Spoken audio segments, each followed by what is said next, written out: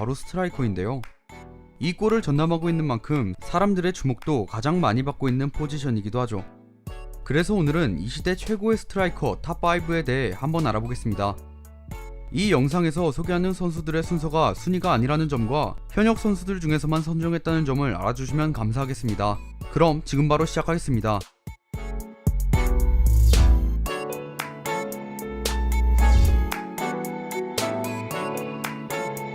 첫 번째로 알아볼 선수는 이전 레알 마드리드 BBC 라인의 한 축을 담당했던 선수 카림 벤제마입니다.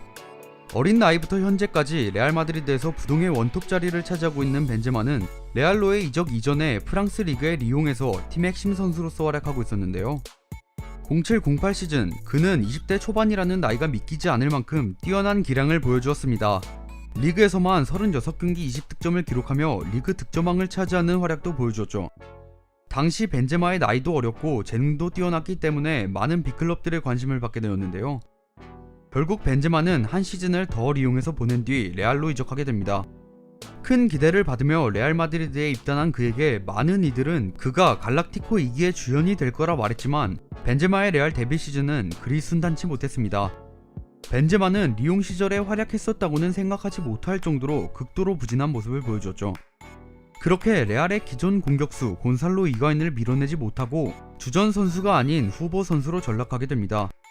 그렇게 거의 교체 선수로서 출전하던 중 이가인의 큰 부상으로 인해 벤제마는 다시 출전 기회를 잡을 수 있었고 다시 잡은 출전 기회에서 뛰어난 활약을 보여주며 데뷔 시즌 9골에서 다음 시즌 26골을 기록하는 좋은 모습을 보여주게 됩니다. 이후에도 그는 활약을 계속해서 이어갔고 결국 레알의 주전 스트라이커로 자리를 잡아갔죠.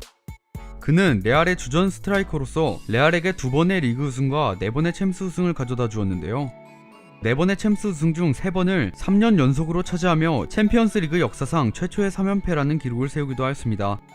이렇게 레알에서 월드 클래스의 활약을 보여준 벤제마는 뛰어난 연계 능력에서 강점을 가지고 있는 선수인데요. 연계 능력에선 동포지션 최고의 연계 능력을 지녔다고 평가받고 있는 선수입니다. 연계 능력이 뛰어나서 그렇지 득점력도 준수한 편인데 레알에서의 첫 시즌을 제외하고는 현재까지 리그에서 2자릿수 이상의 득점을 기록하고 있죠. 게다가 리그에서 만난 34개의 클럽을 상대로 전부 골을 기록한 대기록을 세우기도 하였습니다. 이렇게 리그에서 나름의 득점력을 보여준 벤제마는 챔스에서 더욱 강한 모습을 보여주었는데요. 챔스에서 크리스티아노 호날두, 리오넬 메시, 라울 곤살레스에 이어 역대 득점 순위 4위에 랭크될 정도로 챔스에서 더욱 뛰어난 득점력을 보여주었죠. 현재 호날두가 나간 레알의 득점원으로서 활약하고 있는데 과연 그가 이번 시즌에 어떤 활약을 펼칠지 궁금하네요. 두 번째 선수는 맨시티 공격의 핵심 세르히오 아구에로입니다.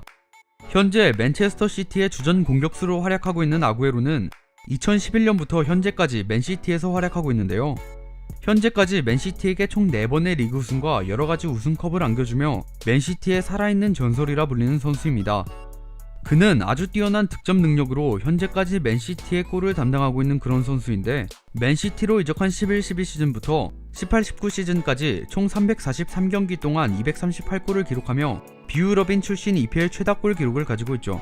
게다가 14-15 시즌부터 18-19 시즌까지 5시즌 연속으로 EPL에서 20골 이상을 넣은 선수이기도 한데요. 이 기록은 아스날의 왕이자 EPL 역대 최고의 스트라이커라 불렸던 앙리의 기록과 같은 기록입니다. 이렇게 뛰어난 득점 능력을 바탕으로 맨시티의 리그 우승을 확정짓는 골도 만들어준 적이 꽤 많았었는데 첫 번째 리그 우승 당시 맨유와의 치열한 우승 경쟁으로 시즌 마지막 라운드까지 우승 경쟁을 이어가던 상황에서 아구에로는 경기 종료를 몇 분 앞두고 극장골을 기록하며 맨시티에게 44년 만에 리그 우승 트로피를 안겨다 주었죠. 17-18 시즌에는 EPL 최초 승점 100점 우승을 이뤄내며 리그 2위였던 맨유와 승점 19점 차이로 압도적인 시즌을 보냈고 18-19 시즌에는 리버풀과 리그 마지막 라운드까지 우승 경쟁을 펼치며 승점 98점, 리버풀과 승점 1점 차이로 우승을 차지하는 활약을 보여주었습니다. 이 시즌에 FA컵과 카라바오컵에서도 우승컵을 들어올리며 잉글랜드 최초의 도메스틱 트래블을 달성하는 모습도 보여줬는데요.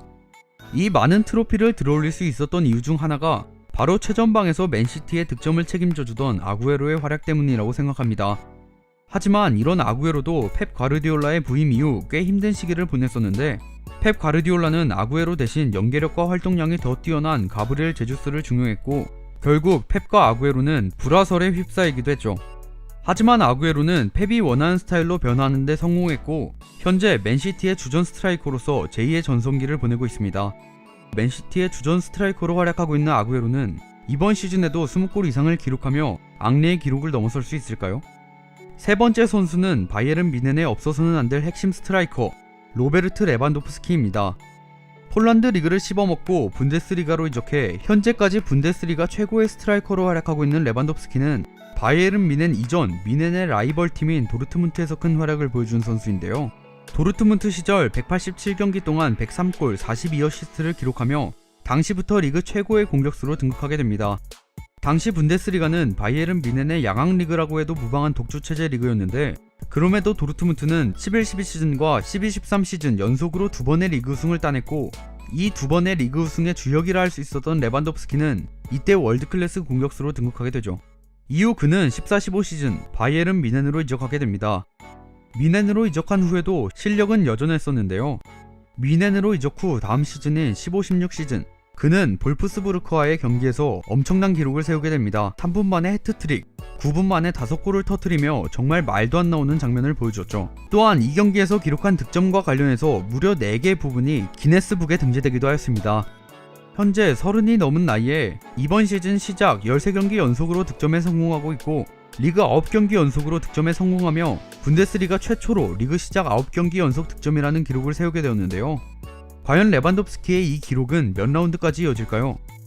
네 번째 선수는 바르셀로나 역사상 최고의 스트라이커 중 한 명인 루이스 수아레스입니다. 현재 바르셀로나에서 팀의 핵심 공격수로서 활약하고 있는 수아레스는 바르셀로나 이전 리버풀에서 EPL 역사에 남을 엄청난 퍼포먼스를 보여주었는데요. 수아레즈는 이전 중위권을 전전하던 리버풀을 이끌고 엄청난 돌풍을 만들어내기 시작했죠. 특히 13-14 시즌 리버풀을 리그 우승으로 이끌 뻔했는데요. 전 시즌 첼시와의 경기에서의 기행으로 인해 시즌 초반 4경기를 출전하지 못했음에도 불구하고 EPL을 씹어먹는 활약으로 EPL 득점왕까지 차지했고 리버풀은 리그 우승을 아쉽게 놓치며 리그 준우승을 기록했죠. 이때의 엄청난 활약으로 그는 유러피언 골든슈, PFA 올해의 선수상, FWA 올해의 선수상, 바클레이 올해의 선수상을 수상하며 프리미어 리그를 완전히 정복해버렸습니다. 이후 그는 바르셀로나로 이적해 메시, 네이마르와 함께 지구 최강의 MSN 라인을 구축하게 되죠.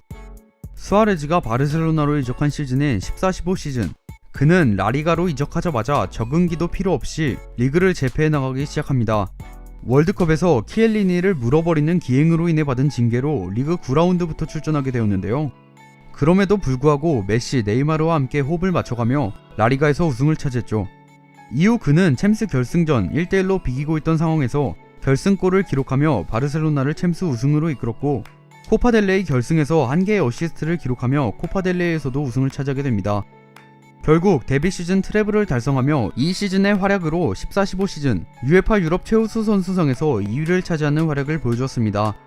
그 다음 시즌인 15-16 시즌 자신의 커리어 하이 시즌을 맞이하게 되었는데요. 이 시즌은 MSN 트리오 중 가장 돋보였던 시즌이자 수아레즈가 바르셀로나를 더블로 이끈 주역이라고 할 수 있는 그런 시즌입니다.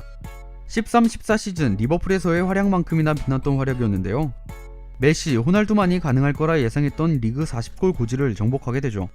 수아레즈의 최종 성적은 40골 16도움으로 라리가 역사상 최초 리그 득점왕과 도움왕을 동시에 차지하는 활약을 보여주었는데요. 이 득점왕을 차지하는 활약으로 그는 3개의 리그에서 득점왕을 차지한 선수가 되었습니다.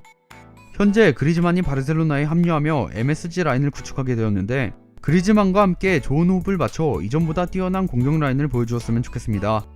마지막 선수는 올해 38살이라는 나이에 아직도 유럽 이적설이 돌고 있는 선수 질라탄 이브라이모비치입니다. 그는 네덜란드, 이탈리아, 스페인, 잉글랜드, 프랑스 이 5나라의 리그 모든 곳에서 트로피를 들어올린 선수인데요. 위 5개의 리그에서 잉글랜드 빼고는 모두 리그 우승을 차지할 정도로 리그 내에서의 활약이 정말 뛰어난 선수입니다. 특히 질라탄은 이탈리아 리그에서의 활약이 돋보였는데요. 인테르 시절 3시즌 동안 리그 우승을 모두 차지하며 전세계 사람들에게 자신의 이름을 알리기 시작했고 이 시절 세리에 올해의 선수와 세리에 최고의 외국인 선수 타이틀도 수상했죠. 인테르에서 차지한 두 번째 리그 우승 시즌인 07-08 시즌 당시 인테르는 AS 로마와 치열하게 다투며 리그 마지막 라운드까지 우승 경쟁을 펼쳤었는데요.